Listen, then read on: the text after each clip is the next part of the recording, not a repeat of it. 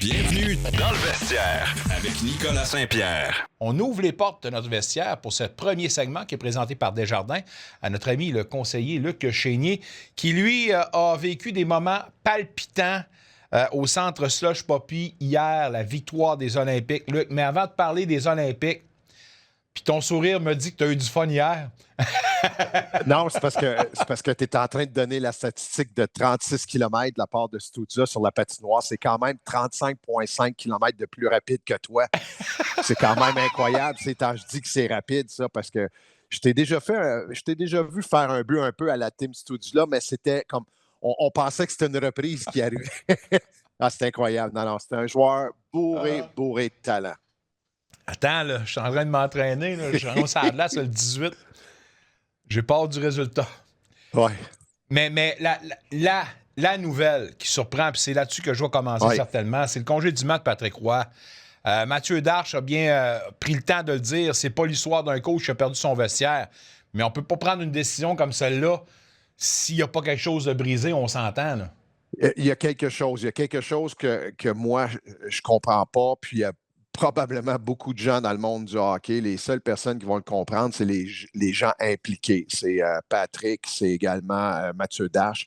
Mais c'est de faire un changement, Nick, à ce temps-ci de la saison. C'est quand même une équipe qui performe beaucoup plus qu'on s'attendait également du côté. C'est habituellement là, souviens-toi, Claude Julien avec les Devils du New Jersey également était arrivé la même chose. Hein? Avait perdu son équipe à la toute fin de la saison, était aussi très bien classé au niveau du classement général. Habituellement, là, c'est soit que tes vétérans vont voir ton directeur général, puis là, il leur dit tout simplement « Hey, je suis tanné, là. Je suis tanné là, de me faire gueuler après. Je suis tanné de me faire engueuler à tous les matchs. S'il n'y a pas de changement, je te le dis tout de suite, ça va casser, on ne passera pas. » Et c'est là souvent qu'il y a des changements, mais on dit qu'il avait encore son vestiaire du côté de Patrick. Alors, c'est très dur à comprendre. On s'entend, là, il y a une version qui est pour les médias et la version également derrière des portes closes. Oui, entre Patrick et Mathieu Darche. Je comprends que Mathieu Darche n'ira pas là avec ses gros sabots puis dire que c'est un ci, c'est un ça, puis gna gna gna. De toute façon, je veux dire, à chaque fois qu'on sac un gars dehors, on dit qu'on l'a adoré puis qu'il a eu rendu de fiers services puis envoyé donc. Alors, on a sorti un peu la cassette à ce niveau-là. Mais prendre cette décision-là, à ce moment-ci, voyons, là, je veux dire, ça fait pas de sens pour personne. C'est un gars comme Patrick, c'est un entraîneur qui est très intense. Hein? C'est premièrement, moi, j'ai eu la chance de jouer avec au niveau junior, avec les Bisons de Granby. Déjà, c'était un personnage. Demande-toi pas pourquoi il a connu la carrière dans la Ligue nationale qu'il a connue. C'est un winner, c'est un intense. C'est un gars qui avait beaucoup de caractère. C'est un gars qui se levait dans le vestiaire quand c'était le temps. Moi, je me souviens encore, déclaration, là, on termine 8e. Il y a Laval qui est premier avec Mario Lemieux, premier au classement général. Puis dans tout ça, Patrick Roy qui sort dans les journaux, dans la Voix de l'Est à Granby, qui dit on est capable de battre les voisins de Laval. C'était comme, écoute, là, c'était fou, là. Mais c'est un gars de même, Patrick. C'est un gars qui est capable d'avoir beaucoup d'intensité. Ça arrive souvent dans ce cas-là.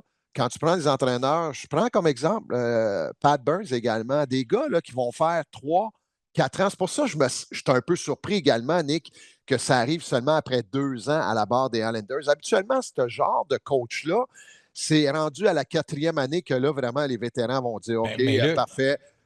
Je veux dire, Pat, là, il est intense, là, mais Pete DeBoer, là, c'est pas l'opposé. Là. Pete DeBoer est un gars très intense aussi. Et c'est là que je suis un peu surpris. Les deux changements, Nick, qu'on a fait cette année avec Vegas également, on congédie l'entraîneur et on amène Tortorella, qui est pratiquement comme Bruce Cassidy. C'est 2 gars pareils. Et on fait un peu la même chose avec les Islanders. On ne va pas chercher un entraîneur qui est mou ou encore un entraîneur qui est un player's coach. C'est un gars qui avec beaucoup d'expérience. Il y a quelque chose là-dedans. Il y a quelque chose et tu as parfaitement raison quand tu dis les seules vraies personnes qui ont le vrai discours dans ça, c'est Mathieu Darche et c'est Patrick Roy. C'était pas le gars de Mathieu Darche non plus. Quand il est arrivé, il était déjà installé.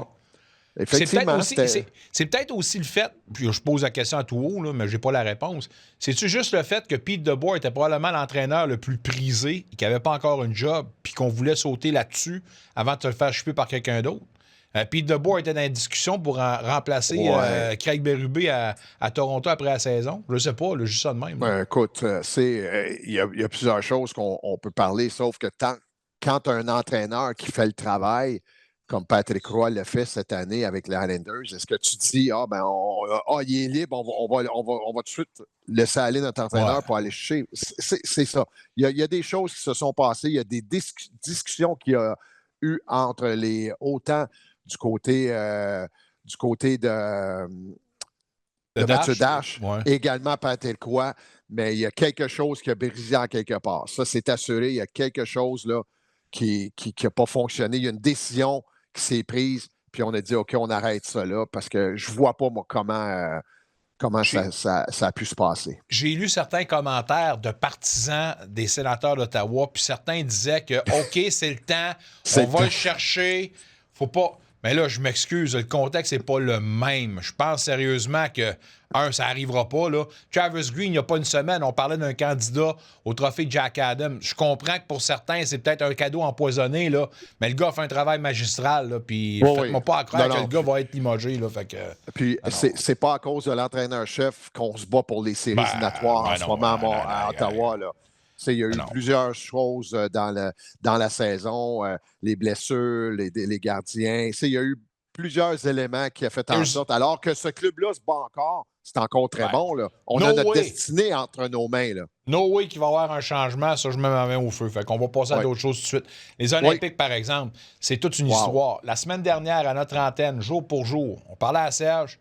C'était bien le fun, c'était bien cute, mais on sentait que ça ne tenait pas à grand-chose. On sentait à tirer l'arrière 0-2. Mais dès le match numéro 2, on sentait que les Olympiques avaient peut-être une formule. Puis plus on progresse, plus on a vu que le champ changeait.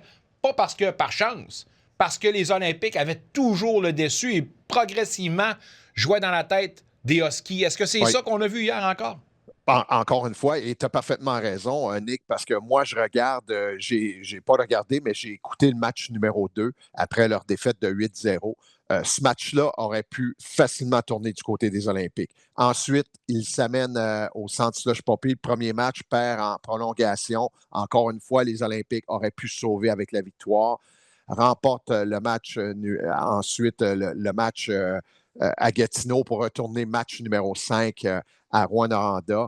Bat Rouyn-Noranda, bat encore une fois dans le match numéro 6 et là, on provoque numéro 7. En ce moment, là, moi, je ne vais pas dire t'assurer, mais je peux te dire qu'on est prêt, là, parce qu'on est prêt du côté des Olympiques causer une méga surprise parce que c'est 40 points qui séparaient les deux formations, Nick. Mais, par contre, quand tu analyses une saison, quand tu analyses un moment comme les séries éliminatoires, moi, j'ai parlé avec des gens qui ont côtoyé un peu l'organisation des Huskies de Rouyn-Noranda, qui ont été là également un peu cette année. Et on me dit que souvent, on a joué à 2 trios du côté de Rouyn-Noranda parce que, on a eu une bataille jusqu'à la fin.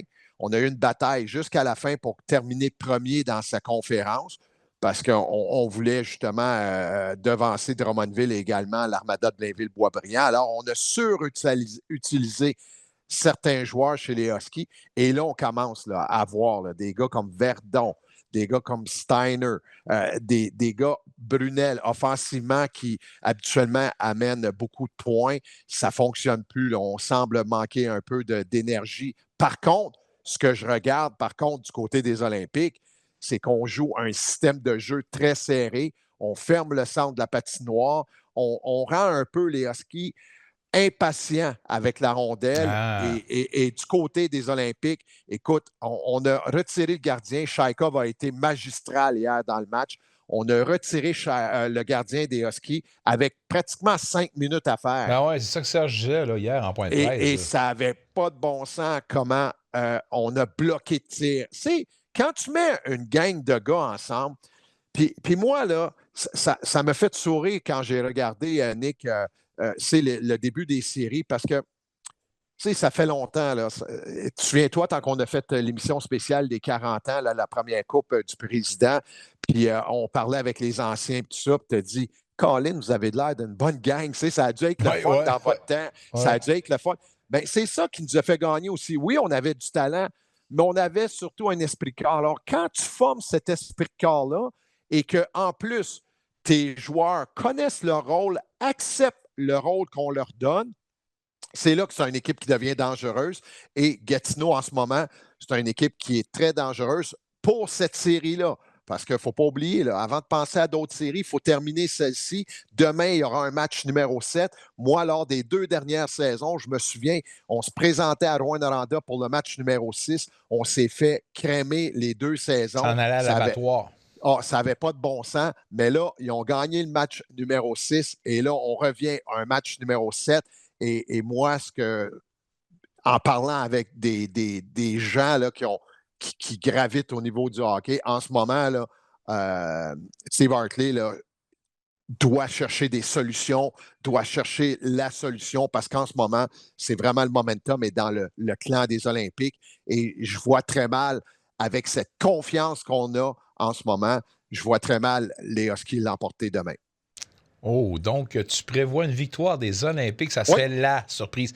Comme l'a dit Marc Lachapelle, ne jamais gager contre les Olympiques en première ronde, mesdames, messieurs. Tout simple que ça. Ne jamais le faire. Mais juste à voir de la façon dont les gars jouent au hockey en ce moment, c'est vraiment une formation qui se tient. Puis il ne faut pas oublier, là, il y a Nicolas Pétru, qui est un de leurs joueurs avec beaucoup de talent, là, avec beaucoup de mains, qui n'est pas là également, qui a été blessé. Alors ça amène des gens. Mais j'ai vu des joueurs se sacrifier. J'ai vu des joueurs prendre des tirs, bloquer des lancers. Ça n'avait pas de bon sens. 2 puis 3 tirs même sur la même séquence. Fait que moi, quand je regarde ça, là, ben, je me dis, on est prêt à payer le prix. Puis en ce moment, les Olympiques paient le prix pour gagner cette série-là. Je me permets une petite observation parce que si Tim Stützle gravite les échelons incroyablement et magistralement dans la Ligue nationale de hockey en s'améliorant de jour en jour, de votre côté, M. Chénier, je dois l'admettre comme conseiller, vous faites un excellent travail et vous ne cessez de vous améliorer. Vous avez une très bonne équipe. Puis, moi, vous dire, les gens là, qui ont voté pour toi là, doivent être contents parce qu'ils te sentent présent. Puis hier, on sentait les photos puis tout ça. Le monde avait du fun à te serrer des mains. Fait que continue la bonne job, là, sérieusement. Nick, c'est moi, quand je me suis présenté, là, j'ai laissé beaucoup derrière moi. Hein. J'ai laissé ma carrière dans le hockey. On a eu la chance de travailler ensemble. Puis, c'est ce que tu as fait dans ta vie, c'est parce que tu as travaillé fort. Ce que j'ai fait, j'ai travaillé fort. On n'arrivait pas au match. Puis, OK, on fait quel match aujourd'hui? Pas pour le fun, oui, c'est ça. On était préparés, on s'amenait. On était des pros. Effectivement, on amenait vraiment de l'information pendant les matchs. Et moi, la seule chose que j'ai dit pendant ma campagne électorale, Nick, j'ai dit, moi, la seule chose que je peux vous promettre, c'est de vous écouter puis d'être là avec vous. C'est la seule chose que je peux faire parce que je ne peux pas aller prendre les fonctionnaires par la main et dire hey, on va aller paver celui-là, on va faire ça. C'est pas comme ça que ça fonctionne. Mais par contre, je sens que les gens sont très contents quand je les rencontre. Puis moi, ça me fait plaisir. J'adore travailler avec les gens. J'adore. J'ai fait ça pendant pratiquement toute ma vie, autant avec les Olympiques au niveau de la vente, mais avec Pepsi également, de rencontrer mes clients et de travailler avec eux. Alors, c'est juste une continuité d'un peu ma carrière que j'ai fait pendant toutes ces années-là. Puis j'adore ça, Nick. J'adore. J'ai beaucoup, beaucoup de plaisir. Ma prochaine bouchée du coco de Pâques sera à ta santé, mon chum. Un retour sportif 100% local dans le vestiaire avec Nicolas Saint-Pierre.